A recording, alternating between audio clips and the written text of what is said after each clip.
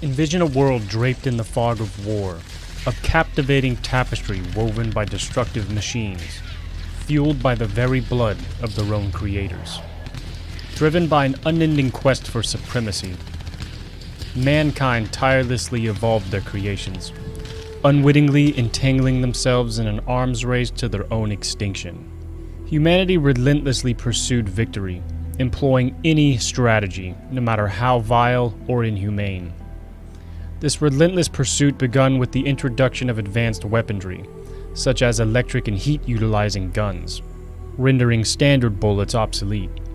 However, even these cutting-edge weapons, in the hands of a highly skilled human soldier, proved futile against the first automated machines created by mankind. This inaugural creation, tailored for an era of trench warfare, wielded a massive Gatling gun and a virtually impenetrable shield, embodying brutality in its truest form. The Gutterman. The Gutterman stands tall and imposing, boasting a robust stature. Its distinctive features include a dome-shaped head, with small openings capped by lenses, giving it an ominous appearance. The battle-hardened nature of the Gutterman becomes unmistakable as weathered metal and blood stains decorate its mechanical body.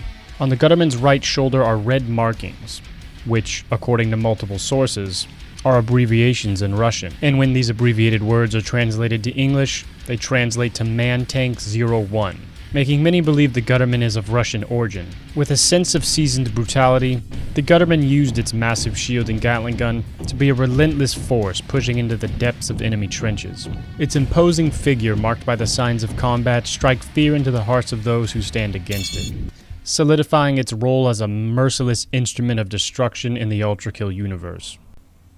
Forged in the early days of the Final War, the Gutterman stood as a pioneering experiment, being the first automated machine to utilize blood as a fuel source and be deployed on a large scale. In the initial phase of the Final War, marked by trench warfare, these indomitable giants were airdropped into enemy trenches, with the task to methodically clear out opposition.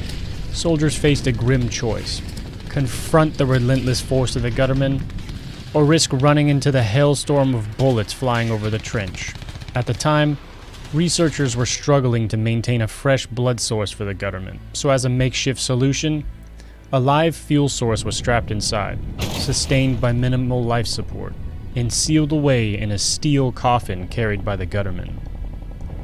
While officially described as volunteer patriots, many of these fuel sources were actually deserters, battle-fatigue returnees, or prisoners of war.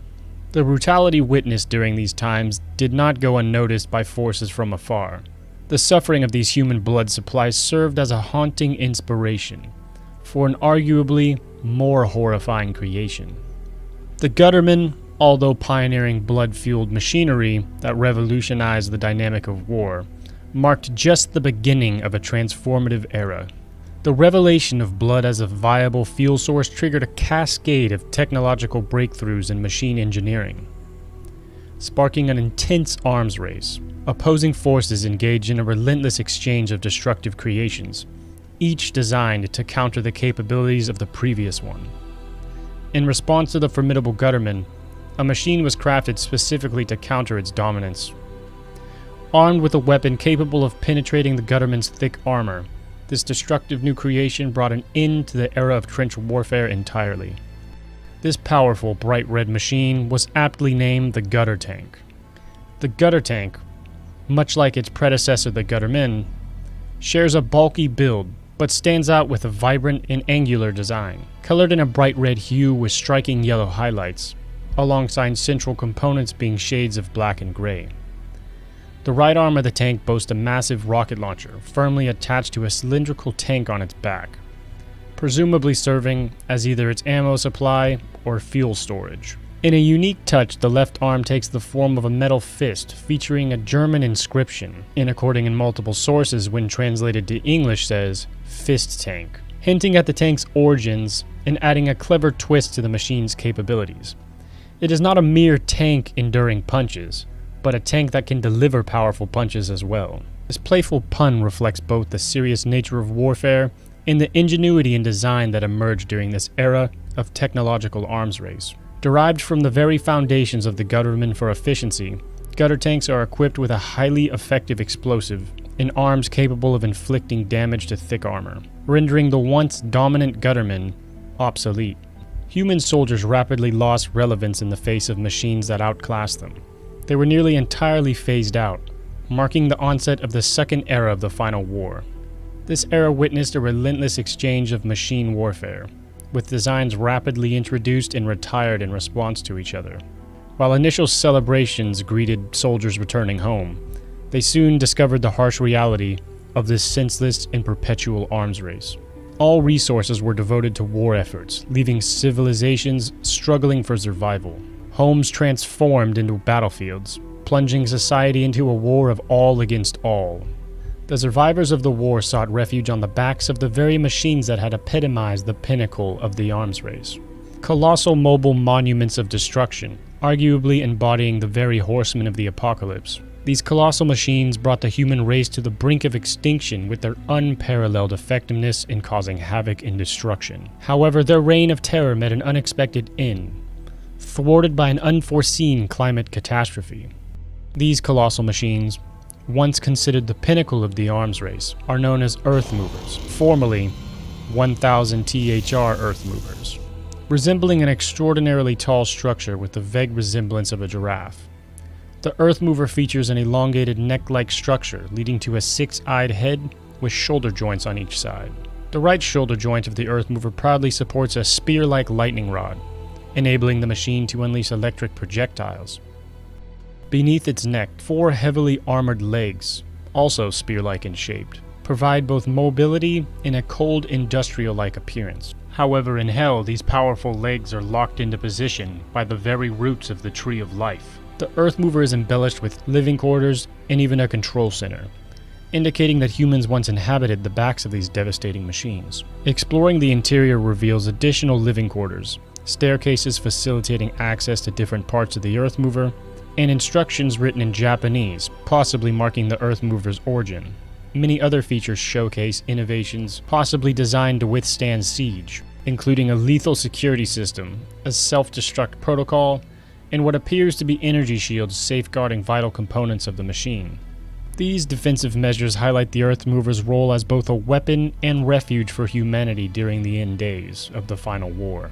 As the final era reached its apex, engulfing the world in cleansing fire, surviving civilizations faced a grim reality: evacuate onto the backs of Earth Movers or perish. The surface turned into an inhospitable wasteland, devoid of all life. The unrelenting global war saturated the atmosphere with soot, smoke, and decay, blotting out the sun and plunging the world into the long night. Earth Movers require 2 sources of energy to function their massive components properly. The long night made it impossible for them to feed on sunlight, and because they killed most of mankind, finding new sources of blood became more and more difficult. Ultimately, they succumb, one by one, signaling the end of an era when large-scale conflict was entirely dependent on these colossal machines. With the end of the war, humanity still found itself at the mercy of a desolate planet. In the midst of despair, a collective effort emerged to reverse the effects of what is now known as the Long Night Climate Catastrophe. Marking the beginning of the New Peace era, 2 centuries of war concluded not with a bang, but in utter silence. These final days of the final war were documented by presumably a survivor on the back of one of the Earth Movers. Their documentation said the following: "This is the only way it could have ended. War no longer needed its ultimate practitioner. It had become a self-sustaining system. Man was crushed under the wheels of a machine created to create the machine created to crush the machine. Samsara of Katsunu and crushed bone. Death without life. Null Ouroboros. All that remained is war without reason. A magnum opus. A cold tower of steel. A machine built to end war is always a machine built to continue war. You were beautiful, outstretched like antennas to the heaven. You were beyond your creators. You reached out for God, and you fell. None were left to speak your eulogy. No final words, no concluding statement, no point. Perfect closure. This is the only way it should have ended. As the planet slowly began to heal and breathe again, and mankind worked to reverse the damages they cause, these titans stood as a reminder of how close mankind came to their own self-inflicted apocalypse. In the ULTRAKILL universe, humanity learned a harsh lesson through relentless and unending conflict, understanding that the only resolution to perpetual strife lies within addressing its root cause, humanity itself. Surprisingly, mankind survived the consequences of their creations. However, the creators of these murderous machines that did not survive the final war presumably faced damnation in the violence layer of hell. There, they become victims of their own creations once again, but this time for eternity. The seventh realm of hell is violence, marking the commencement of Act 3 Godfist suicide of ULTRAKILL. The violence layer is positioned between heresy and fraud. This layer introduces 3 distinct circles of violence, directed toward one's neighbors, the self, and God, art, and nature. Numerous punishments are found throughout the rings of the violence layer, and within these rings, 2 new demons can be discovered, one being stealthy and cunning, and the other reckless and brutal. The demon known to be stealthy and cunning stalks its prey through the rings of the violence layer in an attempt to ambush and kill its victim. The first demon we will be discussing found in the violence layer are the Mannequins. Mannequins are lesser demons that make their first appearance in 7-1, the Garden of Forking Paths. They're extremely agile and fast, and can oftentimes catch their victims off guard. Interestingly enough, some of the Mannequins never move, making them more like decorations throughout the levels, and adding a sense of unease because one never knows when they just might attack, or if they will attack at all. Mannequins exhibit a humanoid form with a pale complexion, vaguely feminine in appearance, marred by the presence of blood at the joints. A distinctive characteristic is their inverted face, portraying a neutral expression. The limbs of these mannequins consist of interconnected multiple arms, alongside 2 merged hands at the endpoints. Following the angel's departure after the disappearance of God, numerous sinners sought to elude the violence layer, navigating the labyrinth that encircled its periphery, hoping to find an escape in the absence of heaven's guardians. However, these daring individuals soon realized, belatedly, that angels were not the sole deterrent to their freedom. The Garden of Forking Paths proved to be no ordinary maze. Instead, it was imbued with malicious intent and overseen with cunning cruelty. The corridors, resembling each other closely enough to disorient and lacking any distinctive features, prevented every attempt at escape. As the escapees succumbed to deep slumber, an insidious metamorphosis took hold. Joint by joint, each sinner was torn apart, their fractured limbs forcibly inserted into the hollow statues that animated into existence as the lifeless forms of mannequins. In hell, the boon of death is a sacred privilege, condemning those who sought control over their destiny to eternal torment. They now endure perpetual agony, powerless even over their own bodies, which continue to perpetuate the same punishment unto other helpless souls.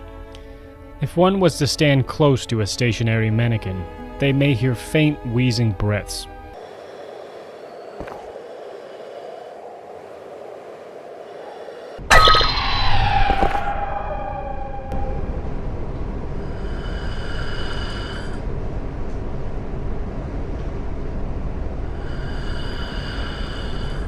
Showing that mannequins that remain still are in fact alive but just not attacking. This is similar to how the Cerberus work, who remain dormant until awoken, some choosing to engage in combat and others choosing to remain passive and lay in wait. Additionally, inactive mannequins alter their poses after averting one's eyes for a brief period, making it clear that the mannequins are alive and awake, but just choosing to remain passive. Or potentially, they see this as a way to toy with their prey, as it may be a game for them to see if their victim notices that they've moved. Of all the demons in ULTRAKILL, mannequins are upon some of the most deadly for their speed, agility, and damage output. The mannequin is the 4th lesser demon that V1 encounters throughout the layers of hell, and is arguably the most deadly. Okay, we have the Red Skull, we go this way. Oh my Jesus fucking Christ! Holy shit, that scared the fuck out of me. But now let's shift our attention to a demon that was once given to King Minos as a gift, but was casted away into the labyrinth because of its grotesque appearance. That demon is the Minotaur. The Minotaur is first discovered in the Garden of Forking Paths, bashing its way through doors of the garden walls.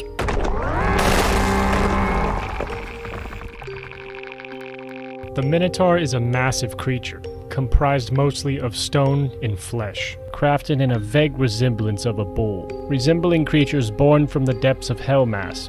Its pale armored shell on the back takes on the form of a giant hand gripping the bull's throat, while its chest features molars biting into vertebra.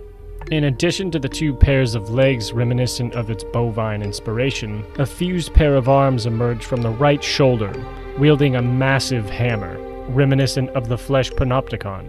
On its left side, an elongated, fleshy arm covers its face, suggesting a level of shame for its horrifying appearance, as aptly described by King Minos as terrifying. Carvings of grotesque faces in various states of distress adorn its legs just above its harrowing hooves. Exposed joints and underbelly, and the rear unveil a mass of crimson flesh writhing beneath the ivory exterior. Crafted by the skilled hands of a currently unknown character, the Minotaur stands as one of the oldest surviving demons, fashioned as a heartfelt gift for the then Judge of Hell, Minos. The intention behind this creation was in an effort to establish some kind of connection. Despite the artist deeming it beautiful, a personalized monument embodying death and despair, Minos found himself terrorized by the grotesque representation of his past heirs. Consequently, Minos discarded it into the Garden of Forking Paths, hoping it would be forever concealed from sight. Now aged and facing the inevitable decay of its form, the Minotaur traverses the labyrinth in a desperate bid to escape, its body falling apart, and vision obscured. Its singular aspiration remains unchanged, to witness the sky one last time. The Minotaur was inevitably met face to face by V1 through his descent into the layers of hell and eventually reaching the 7th layer, being the violence layer and the Minotaur's prison. There they battled, and the Minotaur was inevitably defeated by the skilled hands of V1.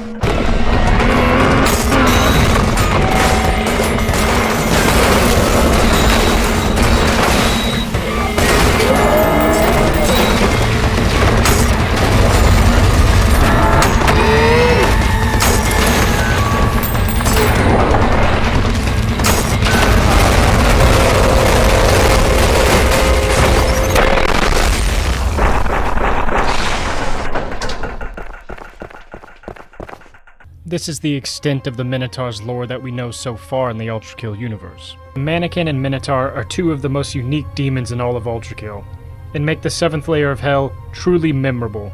Let me know down below who you think may have created the Minotaur. Thanks for watching this video, and I sure hope I'll catch you guys in the next one. Subscribe for future content. Peace. The most ominous thing in the ULTRAKILL universe is not what you would have expected. It is not an almighty colossal demon capable of relentless destruction, or one of God's powerful, ruthless archangels. The most ominous entity is in fact one that manipulates others for personal entertainment and rewards them based on their performance. This ominous, mechanical, and potentially sentient thing are the data terminals found throughout the ULTRAKILL universe. Typically found at the beginning of levels and before entering into boss fights. The terminals are tall yellow and black computers that, when approached, play a comforting song that draws you in. The screen consists of holograms that protrude from the surface itself. The holograms display various options, with some allowing the user to teleport to different stages, learn more about what lurks in the many layers of hell, and even purchase weapons like a vending machine. At first glance, this terminal appears to be nothing more than a teleporter and a weapon vending machine. But upon digging deeper into this machine's origin, one will uncover potentially unsettling information. However, this information is only revealed to blood machines skilled enough to defeat some of the most powerful life forms in the ULTRAKILL universe. One of these beings was Minos Prime, who was used as a guardian to protect the terminal, while simultaneously being imprisoned by the angels. The information found within the first terminal appears to be documented by a scientist performing experiments during the Hell expeditions. What he documented is the following. Draft, do not sin. To do, add pictures so these fucking suits don't fall asleep like last time. The elevator room terminals are an advanced interconnected network built for the purpose of transferring materials and tools between different areas. They are capable of transferring physical matter as information across a radio signal, which other terminals can receive and use to reconstruct the sent object. The original item is lost, as it is transferred into the energy that is used to transmit the material information, and the process is quite slow due to the amount of information that physical matter holds. An early test of a matter transfer's accuracy was a mint condition 78 RPM vinyl record, which was sent from the lab to all connected terminals. The vinyl was a single of Russ Morgan Orchestra's recording of the piece Were You Fooling, a favorite of the CRO, though the label was removed to reduce the amount of matter to be transferred. Soon after, the Hell exploration and excavation project was abandoned, and this vinyl record remained the only matter that have been successfully transferred before connection between the surface and the terminals was lost. The terminals now use the record to lure machines into a symbiotic relationship. For further information, see Terminal Data 2.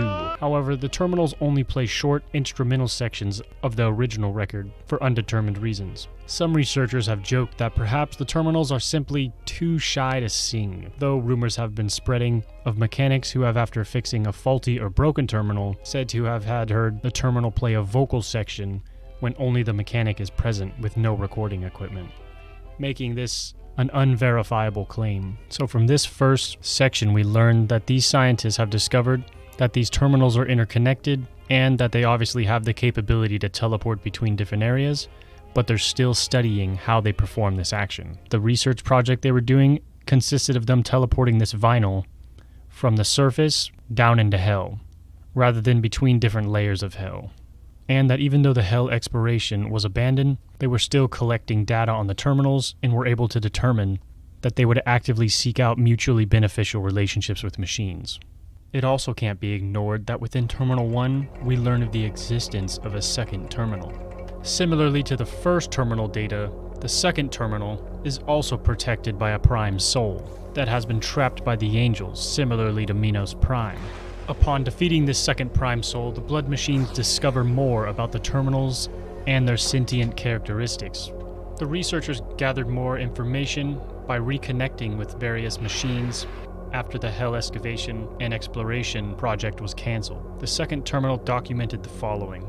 Note, this is all still under investigation. Do not share until we have verified all claims and finished the draft. If this leaks like the last draft, there won't be enough money in the entire damn planet to pay your legal fees. Since the previous report, more powerful communication equipment has been successfully designed and built, made possible thanks to the generous donations of insert company being presented to, whom we hold in high regard. With this new equipment, we have managed to re-establish a connection with some of the higher-end machines that were left behind after the Hell exploration and excavation project was abruptly cancelled due to error SAMS GS3JTIU. What we have discovered is truly remarkable, and if proven true beyond reasonable doubt, revolutionary to the entire robotics community. From this first segment, we learned that these researchers have discovered something they claim to be remarkable by re-establishing communications equipment. And we discover why the Hell exploration and excavation project was cancelled. The answer to this question was hidden behind a code, and some of the more clever members of the ULTRAKILL community managed to crack this code, and what it revealed was something truly unsettling. I figured it out. I know why the creatures are suddenly and undetectably appearing inside our facilities. I know why the spare parts and pieces of the machines keep disappearing. I know why the doors seem to malfunction and suddenly lock themselves. It is not a glitch in the system, Hell is alive. It breathes. It thinks. The entire area is a massive, intelligent superorganism, and it is harsh, and it is cruel. Just by watching us, it has learned how our systems and machines work.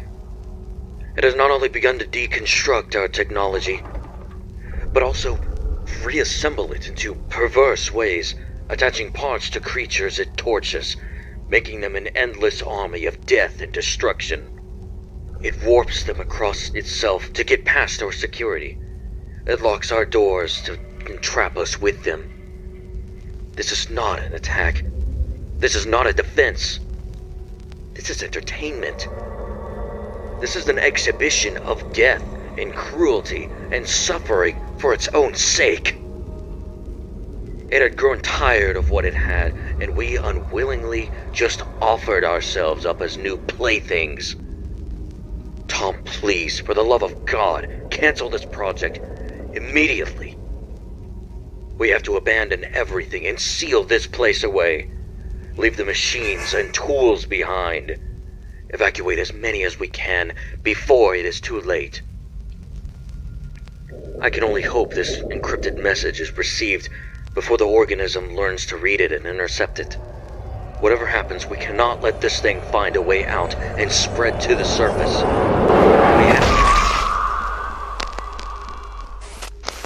Another dies. Bring me more. I hunger.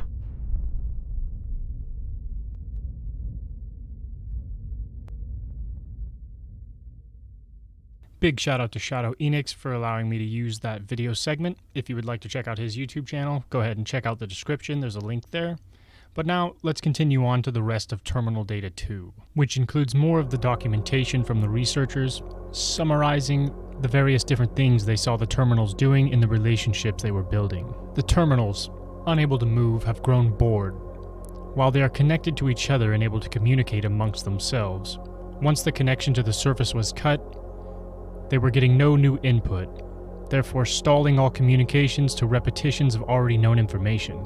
It is unknown how similar this boredom is to actual emotion or what caused it, but it has led to a symbiotic relationship with other machines.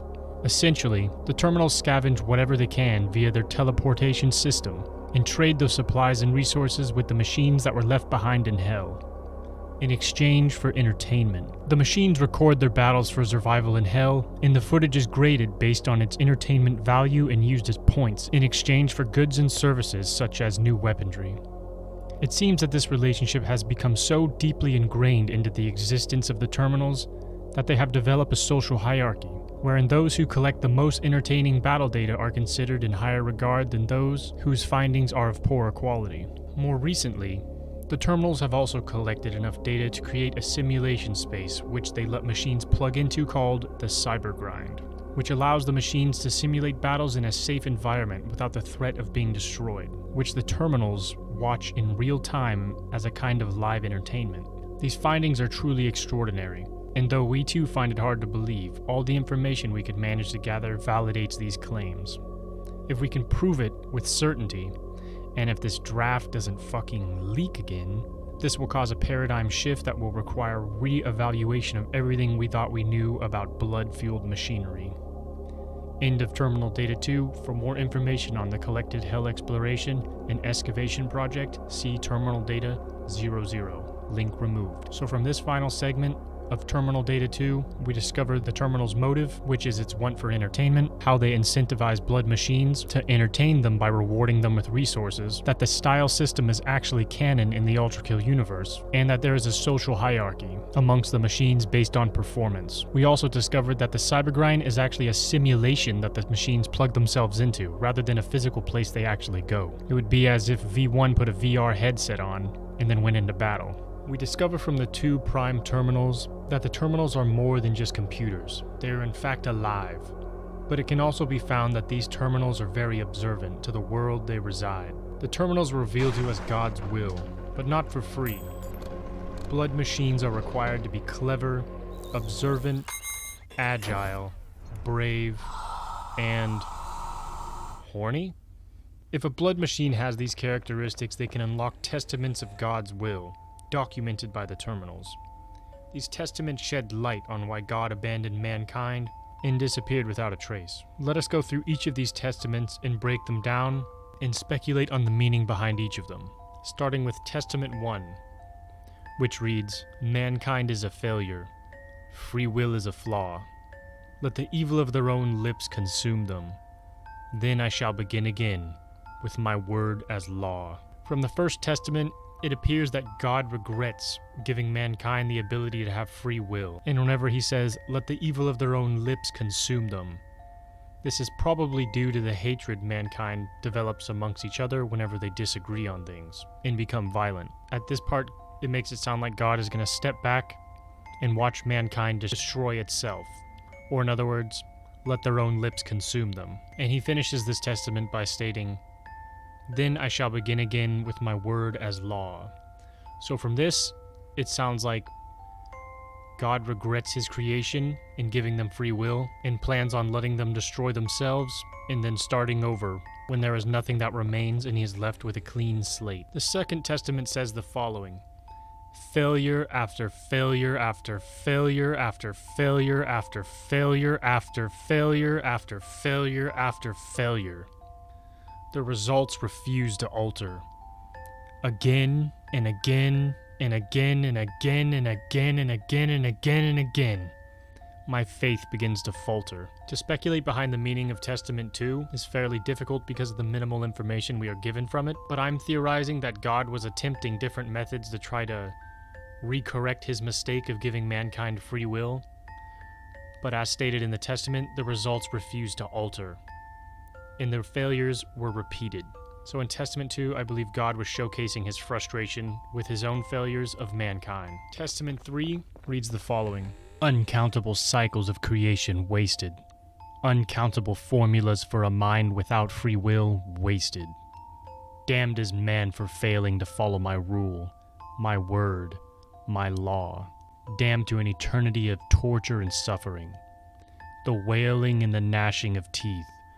I have created hell, and now I can no longer unmake it." Testament 3 is unique in that it switches from uppercase to lowercase, potentially expressing emotion, starting off with uppercase, showing intensity and frustration, and then finishing with this final sentence, "and now I can no longer unmake it," in lowercase, possibly showing regret and remorse. In Testament 3, God is expressing his frustration more, that his creations are not following the law he placed, and he decided to create hell and damned them to an eternity of suffering. But does he regret creating this, is the question. At this point, it seems like God's mood is starting to shift from anger to regret for damning his creation to an eternity of suffering. This idea is hinted at in Testament 4.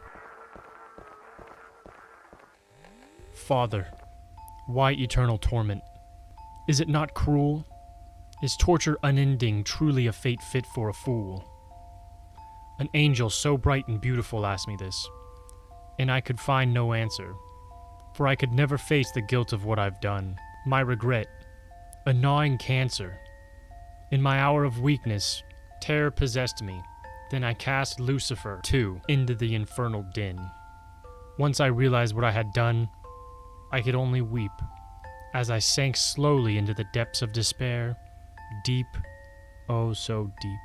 Testament 4 is very interesting in the fact that it confirms a new character in the ULTRAKILL universe, being Lucifer, and confirms that God regrets damning mankind to its eternal suffering, and that it's eating away at his soul. So from the Testaments we learn that God was initially frustrated with his creations and decided to punish them by creating hell and damning them there. And after countless attempts of trying to allow mankind to redeem themselves, they continued to fail him by not following his rule, which further angered him.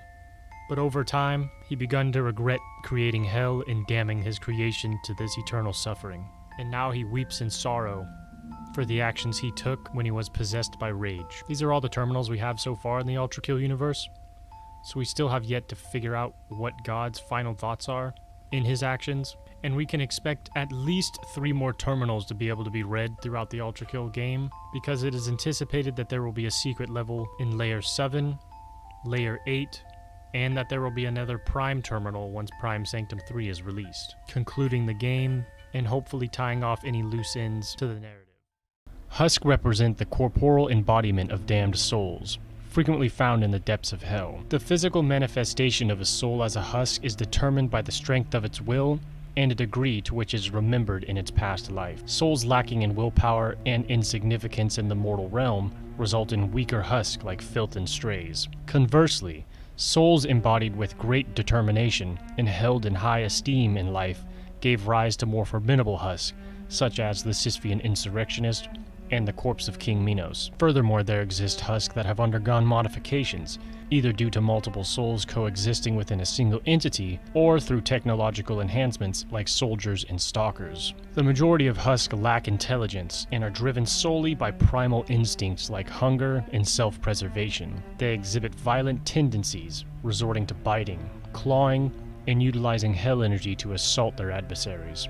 Their appearances are horrifying, often characterized by mutated limbs, missing body parts, and discolored, blood-stained skin. The size of the husk vary greatly, with King Minos standing as the colossal pinnacle, towering as tall as a skyscraper.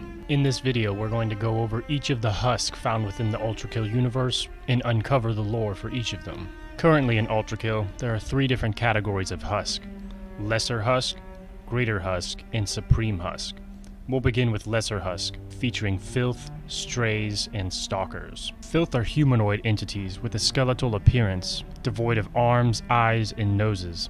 Their sole facial characteristic is a wide-open mouth, with sharp, uneven teeth, serving the purpose of biting and rending apart. Their flesh takes on a sickly grayish-green hue, while dried blood stains their entire bodies. Out of all the Husk, Filth are the weakest, being the physical manifestation of those with very little willpower and 0 significance in the mortal realm. Even among the Husks, they have the lowest intelligence and are driven strictly by their insatiable hunger. Filth are one of the first enemies encountered within ULTRAKILL.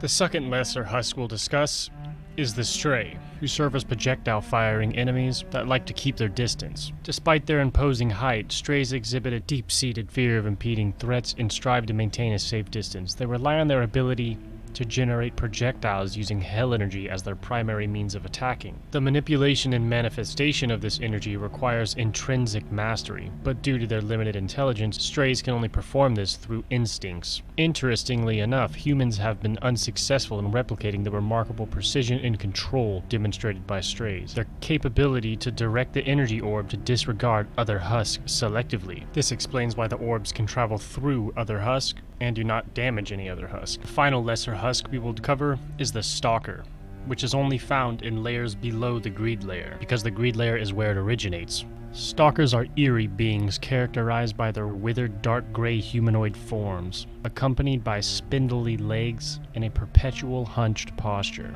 wearing all black clothes with golden lining.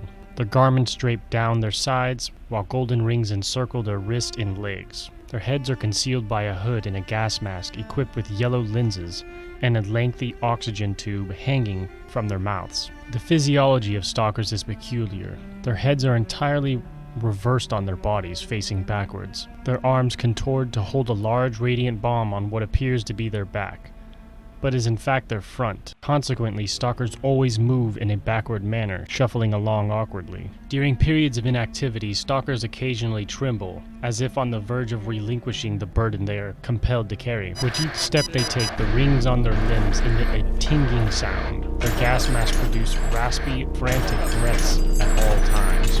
Prior to detonation, Stalkers emit a loud, distorted scream, followed by forcefully slamming their bomb down and triggering an explosion.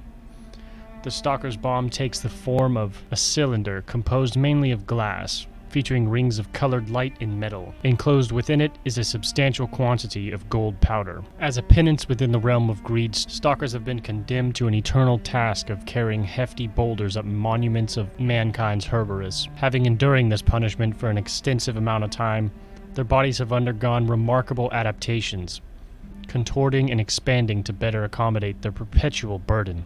Their limbs have twisted to enhance balance while shouldering the weight of boulders, while their skin and muscles have desiccated entirely, enabling them to endure direct contact with the scorching dunes of gold dust, unimaginable temperatures by the sun of greed.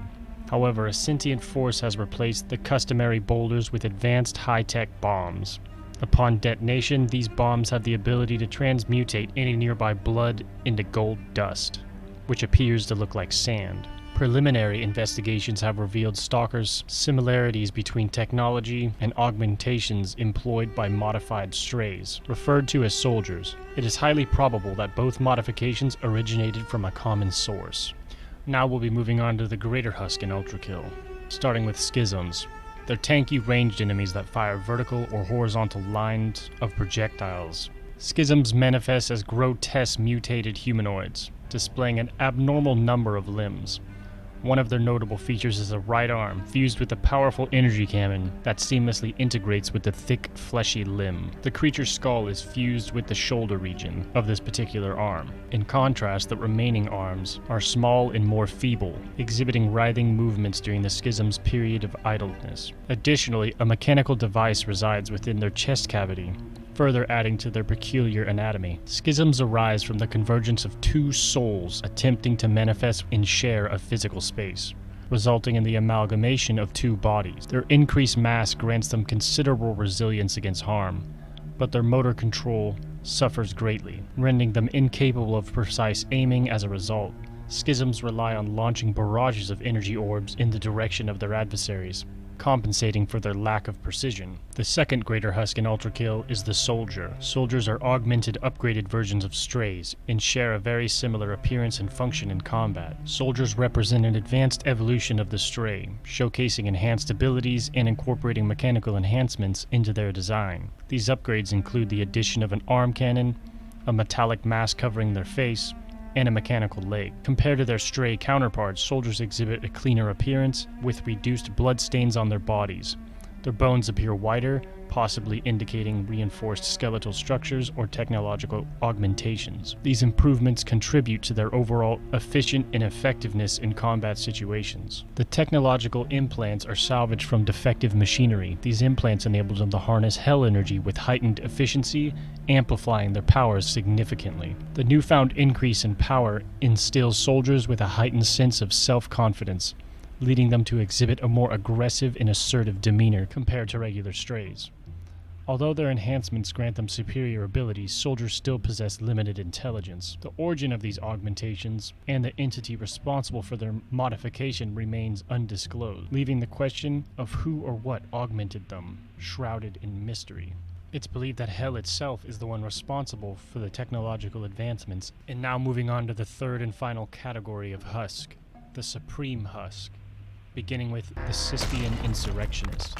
Insurrectionist is a sizable husk with a light brown complexion, bearing a prominent gash across its body that results in the absence of a head and right arm. The presence of garments draped around its hips suggests remnants from clothing. Beneath its fragmented ribcage, large teeth protrude from the open wound. Its feet are stained with blood, enabling it to traverse the treacherous dunes of greed unharmed. The insurrectionist's left arm clutches a supposedly deceased Malicious Face, which curiously continues to produce fresh blood when subjected to damage. The Sisyphean Insurrectionists constituted an army of Husk assembled and trained under the leadership of King Sisyphus.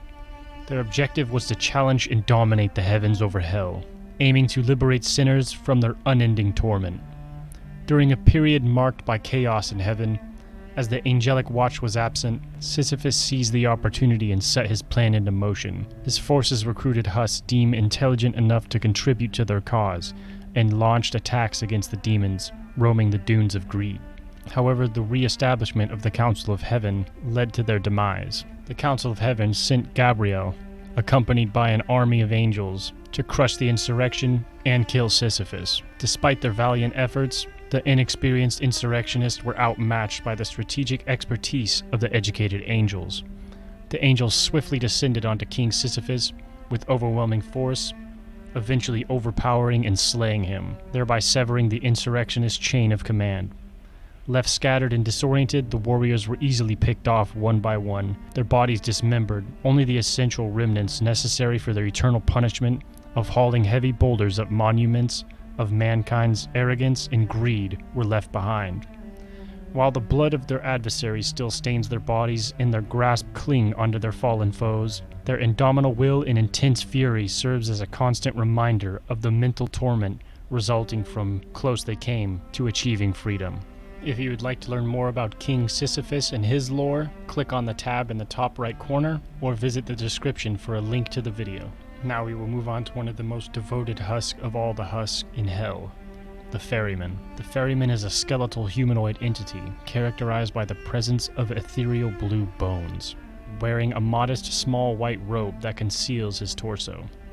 Encircling his limbs are golden ring-like artifacts, while atop his hood rests a symbol reminiscent of a crescent moon. In his grasp he wields a substantial white boat oar, evoking the essence of his role as the ferryman. Ferrymen represent a rare breed of Husk, distinguished by their physical prowess, honed skills, and their unbroken devotion to the heavens above, allowing them to be transporters between the realms of hell. As a testament to their devotion to the divine order, each ferryman has been bestowed with a holy cloth from the heavens. They don this garment, veiling their bodies to conceal the human form they've grown to despise, a constant reminder of their past sins that prevented them from ascending to angelic status. In their favor, ferrymen have willingly shed their own flesh and skin, leaving behind only bare bones, infused with holy power, the clothing granting the skeletal bodies of ferrymen with a vibrant, radiant hue. Moreover, the skulls of ferrymen possess latent energy capable of opening gates that would typically impede other Husk from exiting their respective realms of torment, since each ferry can only accommodate a single ferryman at a time. When a new ferryman emerges, they engage in a lethal battle, fighting over both the ferry and the holy cloth. The defeated ferryman's skull serves as a trophy and allows the victor to pass through different layers of hell, facilitating the transport of damned souls to their designated destinations. Ferrymen often draw upon their memories from their previous lives, utilizing their past knowledge and experience to improve their ferries. Over time, they outgrow the need for oars, repurposing them solely as weapons in their arsenal. With the influx of souls following the demise of humanity, ferrymen find themselves adrift without a purpose, aimlessly wandering in the hope that the angels will grant them passage into heaven. Regrettably, only Gabriel exhibits any concern for their endeavors, leaving their faith uncertain. If you would like to learn more about ferrymen, click the tab in the top right corner or visit the description where a video about them can be found there. And now for the final and most formidable supreme Husk of them all, the corpse of King Minos. The corpse of King Minos stands as an imposing figure, a colossal dark humanoid shrouded in an aura of intimidation. Its stark white eyes emit piercing beams of light, adding an eerie illuminescence to its appearance. Wrapped in an intricate web of barbed wire, the wiry coils enshroud the figure from head to toe, their presence most notable around its crown and mouth, as they seemingly haphazardly hold together the massive bars of metal encasing its head, back, and legs. Once a revered and adored ruler of the Lust Lair has been reduced to a wretched, lurching corpse. His colossal size as a Husk is a testament to the immense power of his will and lasting memory of his just and noble reign as king in the mortal realm, which has endured for countless millennia even after his demise. Although the faint traces of his original soul linger within, the body itself is now animated and manipulated solely by the parasitic serpents he once commanded. These snake-like parasites have taken complete control, guiding the movements and actions of the lifeless Husk. In the Renaissance of the Lust Lair, King Minos' corpse now seeks only sinners to punish, embodying a relentless pursuit of justice and retribution in the realm of the damned. If you would like to learn more about King Minos and the Renaissance of the Lust Lair, click the tab in the top right or visit the description down below, where a video link can be found. These are all the functioning Husk within ULTRAKILL.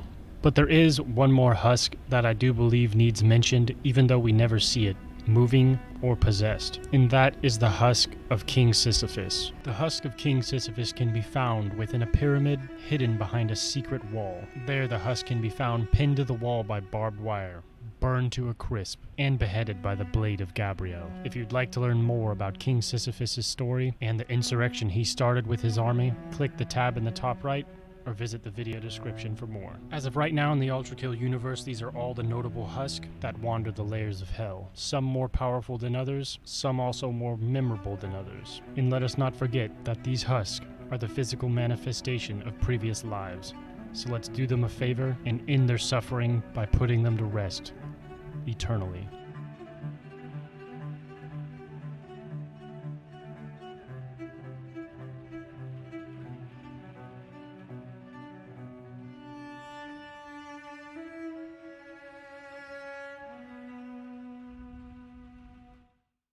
Sisyphus' story is one that originates from Greek myth, where he was a king of a prosperous city, surrounded by fertile plains and natural springs.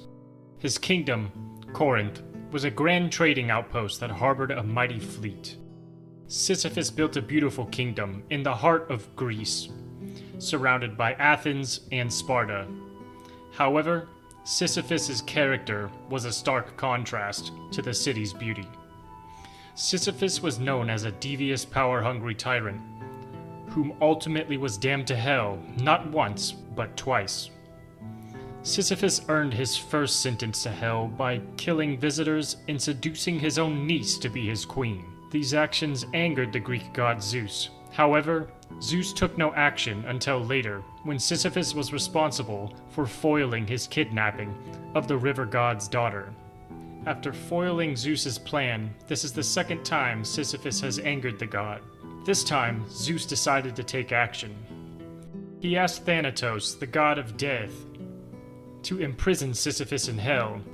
However, Sisyphus, being the clever man he was, fooled Thanatos into imprisoning himself with his own chains of damnation.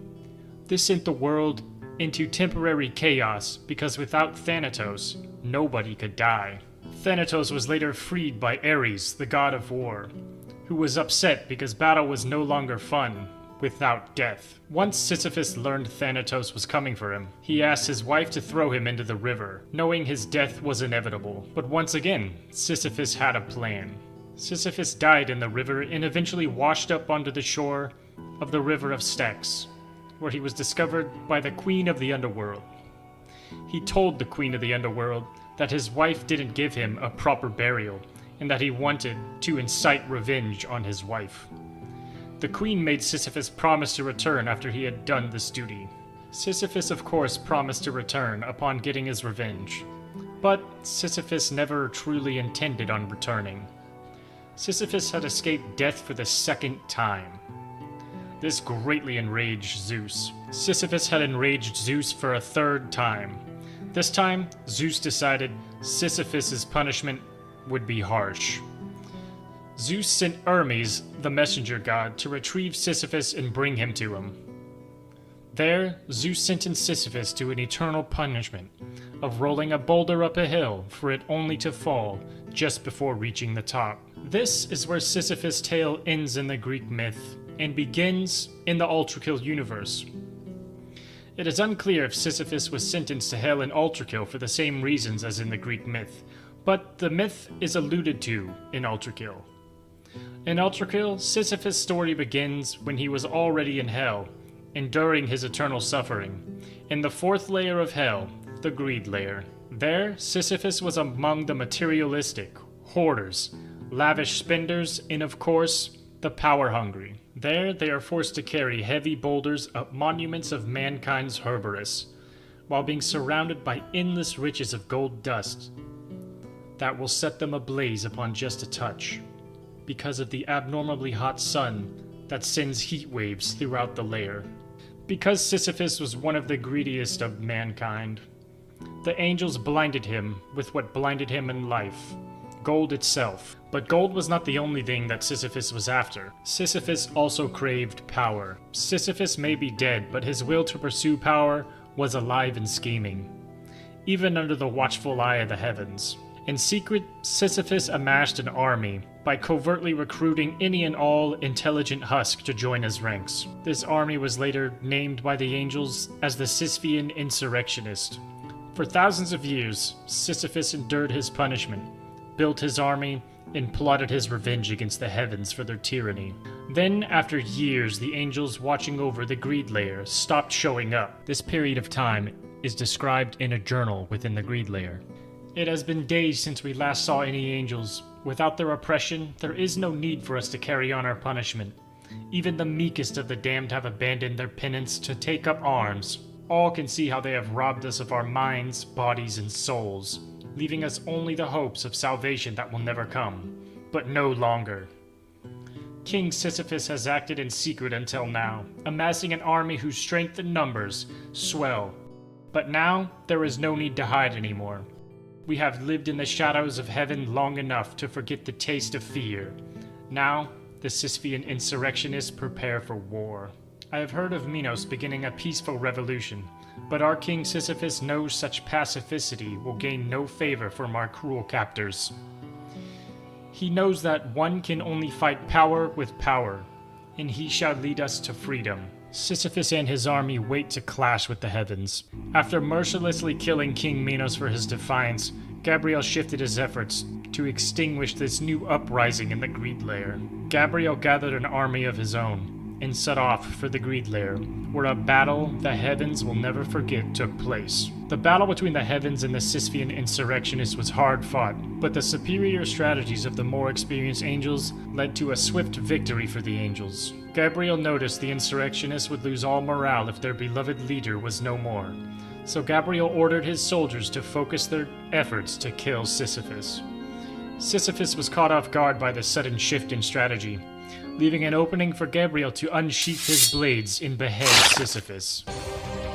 There he displayed his head for all to see on the battlefield, crushing the morale of the insurrectionists, inevitably ending the revolution. The Council of Heaven ordered Sisyphus' soul to be locked away so he would never have a chance to rise again, where he would meet a more severe punishment for his new sin of heresy. The aftermath of this battle within the Greed Layer can be seen by looking at the character model of the Sisyphean insurrectionist. You can see where they are rended apart from the battle they had with the angels.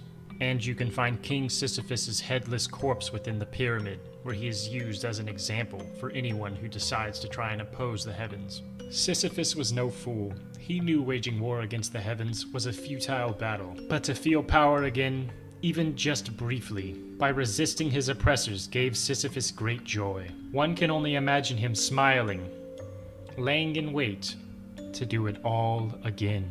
It is during this wait that V1 discovers Sisyphus' prison, allowing him to have one more chance to rise against the heavens. This prison to hold me.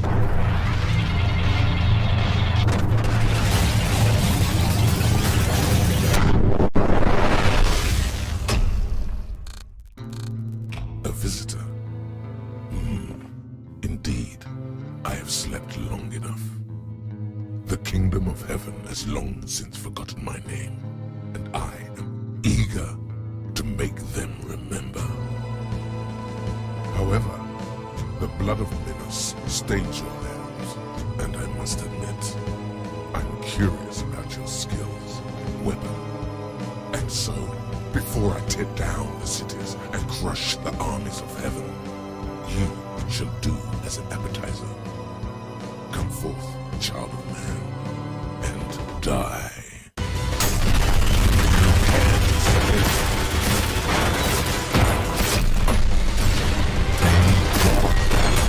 This draws.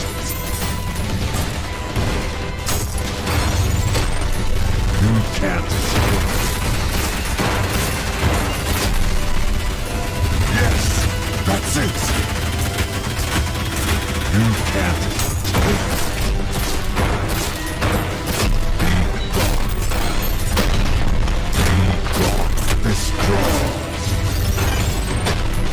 This will.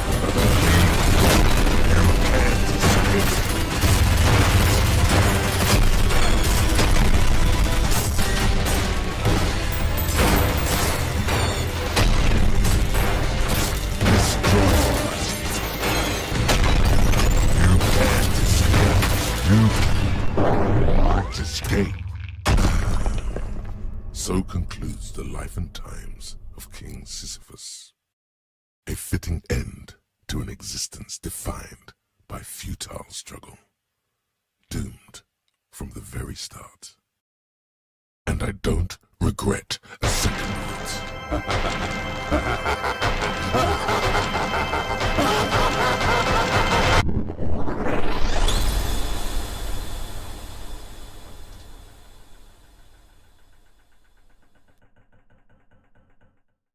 Defined as a supreme husk, ferrymen play a vital role in passage between layers of hell and in opening barriers. We all know that ferrymen are responsible for transporting souls of the damned from layer to layer. But why do they do it? The ferrymen undertake this duty in hopes of one day being granted transcendence into an angel, and to please Gabriel, whom they all worship for his benevolence toward them. Their love for Gabriel is expressed through their creation of idols and monuments in his honor, and further expressed in a ferryman's journal, which states the following. Some calamity has struck in the mortal world. What once was the river Styx has now grown to an unfathomable ocean. 1,000,000 weeping souls pouring in each day that the shores can barely contain. A terrible tide spilling at each end, bow to stern, crying for mercy, begging for safe passage. But not all souls can pay, and these old hands can only take so many coins. Then one day the current shifted, wave after wave for minutes on end of millions, billions, as though the throat of the world was cut wide and the head wrenched back to speed the poor. I didn't have time to react. The weariness from my ceaseless work claimed me, and I slipped beneath the rolling sea into the depths of the ocean stacks, my fate sealed by the crushing masses of endless bodies. Suddenly, there was a light, as brilliant as the Lord himself, ushering me from the darkness with mighty arms that held me with such compassion and warmth as I have never known. Be not afraid, sinner. Your devotion to God shows goodness in you, plentiful indeed. The heart is willing, but the body must rest, lest you squander one of the Lord's creations. His gentle words eased the pain and mended my wounds, my face wet with tears of relief, my wounds muffled by the weight of my duty. I could only lie in reverence, carried in the embrace of majesty. Radiant is Gabriel, for he is the light in my darkness. Ferryman's devotion to God's order, even as a husk, is recognized by the angels, whom have gifted them a white cloth that harbors holy energy. The ferrymen use these holy cloths to hide their bodies, because it reminds them of the sins they committed that prevented them from getting into heaven. Wearing the holy cloth allows its energy to slowly flow into the wearer, over time changing them to have a brighter, more radiant appearance. The newly masked energy in their bodies is what makes the remains usable as keys to open barriers. This makes it clear as to why the skulls V1 has used to open barriers are in fact those of fallen ferrymen. And this also implies the possibility of red ferrymen V1 has yet to encounter. And it further implies the ferrymen die. The souls damned to hell are supposed to endure eternal suffering, and death would grant an end to that suffering. Hence to why the souls damned to hell can never die. One example of this is the Sullen in the ocean of Styx, whom eternally drowned. We have seen V1 personally dismantle countless Husk, but does this mean the soul dies too? This topic could merit a video of its own, but let's stay on topic and answer a few other questions all this has brought to light. How are the ferrymen dying, and why are they so good at combat? When a new ferryman is formed, they are not immediately granted a ship or their holy cloth. They must prove to the heavens they are worthy of the position by earning their cloth and ship through combat. There can only be one ferryman per ship, meaning a new ferryman must kill the ship's current ferryman to claim their ship and holy cloth as their own. The victor not only keeps the ship and the cloth, but would also keep the skull of the defeated as a trophy and as a key to pass through barriers of hell. All this ferryman territory combat is definitely badass, but it sparked a question in my mind. How would a newly formed ferryman ever defeat a current ferryman that already has a holy cloth? Because the cloth gives them power. This question, like many others, was answered through the data terminal, where it says ferrymen can use the knowledge they have gained from past lives. This allows them to always be evolving, becoming better.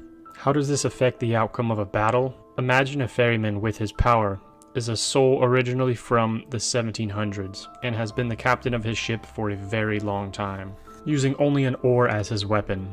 Now, a newly formed ferryman challenges him for the cloth and ship, but the newly formed ferryman is from modern times, and his past knowledge happened to be how to build a fucking rocket launcher. Who do you think would win? Definitely not the dude with a cloth and a stick. Technology and knowledge has the potential to outweigh any type of magic in the ULTRAKILL universe. This has been demonstrated multiple times through V1. In the current state of the ULTRAKILL universe, all of mankind is dead. The ferrymen wander the layers of hell aimlessly, battling one another for power, hoping the angels will grant them passage to heaven, knowing that only Gabriel cares of their efforts. It would appear their punishment for their sins is to hope for passage to heaven that will never come, and endlessly battle for power that is truly futile.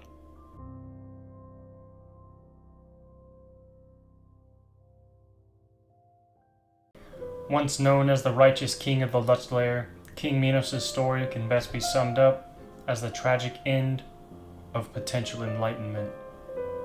But before diving into King Minos' story, let's first begin by understanding his kingdom, the Lust Lair. The Lust Lair is the second layer of hell, falling between Limbo as the first and Gluttony as the third. The Lust Lair is the first layer that punishes the souls of the damned sentenced there. These souls are forced to endure an endless violent storm that never allows them to rest. The storm can be seen in the skybox of levels within the Lust Lair. Those who are forced to stay in the Lust Lair are those who have committed sins of sexual desire, sins of lust. Upon being damned to hell, those who have committed a sin must pass through Limbo and enter the Lust Lair, where they are met by King Minos, who at the time was the judge of hell. King Minos would decide their fate after having them confess all their sins. Upon hearing their sins, King Minos would wrap his golden snakes around his arm, equal to the layer of hell that soul must go. Although this process of hell layer selection has not been confirmed by ULTRAKILL lore, I believe this is how it would go, because ULTRAKILL has direct similarities to the second layer of hell in Dante's Inferno, which Hakita has mentioned he pulled inspiration from. For example, the second layer of hell in Dante's Inferno is called the Lust Lair, ravaged by an endless storm, and ruled by a demigod named, you probably guessed it by now, King Minos. But now back to confirmed ULTRAKILL lore for the rest of this story. While King Minos was still serving as the judge of hell, he learned of the disappearance of God and discovered the heavens were in absolute chaos with the angels trying to maintain stability. Minos decided to free those damned to the Lust Lair because he felt eternal suffering was an unfair punishment for those whose only sin was loving one another. It was at this time the Lust Renaissance begun. King Minos guided the souls he freed to build a grand city that would protect them from the endless storm within the Lust Lair. The city can be seen below most levels of the Lust Lair and features extra tall walls to protect the inhabitants from the storm. However, the grand city of the Lust Lair collapsed once the council took control over the heavens. The council saw what King Minos did in the Lust Lair, and in their eyes, it was against the will of God. In response to this discovery, the council sent one of their most powerful warriors to strike down King Minos for his transgressions against God. That warrior was the supreme archangel, Gabriel. King Minos was not one to rule through fear or force. Instead, he preferred to use logic and reason to solve his problems. Upon coming face to face with Gabriel in the Lust Lair, King Minos attempted to reason with him, but Gabriel refused to listen and mercilessly struck him down, ending the Lust Renaissance, ending the Grand City. The scene of King Minos and Gabriel coming face to face is described in a book by a citizen of the Grand City. The citizen's description was as follows. Gabriel struck down Minos, his flesh torn asunder, with torrents of crimson pooling at his feet, as we all cried out for clarity. Justice, Gabriel decreed to all, with our just ruler writhing in wailing agony. The Lord's will be done. We watched on in horror as Minos lay broken, now waning, screaming in defiance of God's will. Minos' death was not the end of his story. The angels of heaven saw that even in death, Minos was a threat, because of the power his pure will gave him. The angels chose to make an example out of him for going against God's will. The angels locked his soul inside of a fleshy monstrosity within his own corpse, where he is forced to watch his now parasite-controlled corpse destroy everything he worked to build within the lust layer. While in that prison, he vowed to get his revenge on the council, and most importantly, Gabriel. This is where V1's story crosses path with King Minos' soul. V1 defeats the fleshy prison locking away Minos, freeing his soul to take on a physical form. This is when it is revealed Minos has developed into a prime soul, a soul of the rarest and most powerful type. Free at last. Oh, Gabriel. Now dawns thy reckoning, and thy gore shall glisten before the temples of man. Creature of steel, my gratitude upon thee for my freedom. But the crimes thy kind have committed against humanity are not forgotten. And thy punishment is death. Minos Prime underestimated V1 and failed to punish him for his crimes against humanity, extinguishing any hope Minos Prime had to save his people, any hope he had to reclaim his kingdom.